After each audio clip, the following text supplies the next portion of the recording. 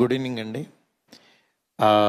భీమా cinema గురించి మాటల్లో చెప్పకూడదు, ఎందుకంటే ఆల్రెడీ థియేటర్లో నిజంగా ఒక మాస్ సినిమా ఎలా ఎలా ఉంటుందో అలా కలెక్షన్స్ కూడా వస్తున్నాయి.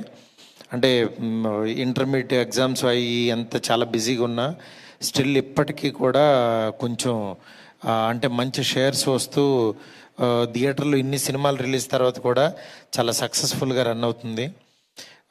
నెక్స్ట్ ఈ సినిమాకి నిజంగా కన్నడ డైరెక్టర్ అయి ఉండి తెలుగు ఆడియన్స్ పల్స్ని ఎక్కడ మిస్ చేయకుండా సినిమాని త్రూఅవుట్ బిగిన్ టు ఎండ్ చాలా గ్రిప్పింగ్గా తీశారు. హర్ష గారికి Hartley congrats.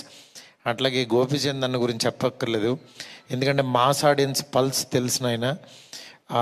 Last climax episode నిజంగా లాస్ట్ 20 minutes ఈ సినిమాకి చాలా హైలైట్.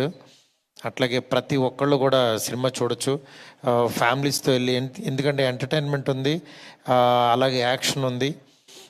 సినిమా నాకు ఈ సినిమా వల్ల ఒక ఎక్స్పీరియన్స్ అంటే మా పిల్లలు, నేను అసలు ఈ సినిమా గురించి ఏం చెప్పలేదు అనుకోకుండా ఇన్ఆర్బిట్ మాల్లో సినిమా చూసి మా అమ్మాయి మెసేజ్ చేసింది, డాడీ సినిమా బాగుంది వెళ్ళామంటే భీమాకి వెళ్ళారన్న. అవును భీమాకే వెళ్ళామన్నారు. నేను అనుకున్నాను మాస్ ఇళ్ళే చూస్తారేమో ఇక్కడ చూడరేమో అనుకున్నా, కానీ ఇంటర్మీడియట్ పిల్లలు వాళ్ళు వెళ్ళి సినిమా బాగుందని చెప్పారు. అప్పుడు అనిపించింది నిజంగా మంచి హిట్ సినిమా అని చెప్పి.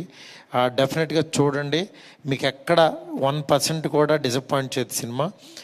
ఇలాంటి సినిమాని అందించిన రాధామోహన్ గారు నిజంగా చాలా గట్స్ ఉన్న ప్రొడ్యూసరు. ఎప్పుడు నవ్వుతూ ఉంటారైనా, సినిమా ప్యాషన్ వ్యక్తి.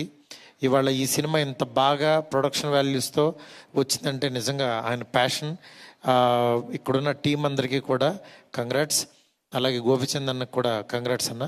Thank you so much. Me thanks మీట్లో ఇలా నన్ను కూడా జాయిన్ చేసినందుకు చాలా హ్యాపీగా ఉంది. Thank you.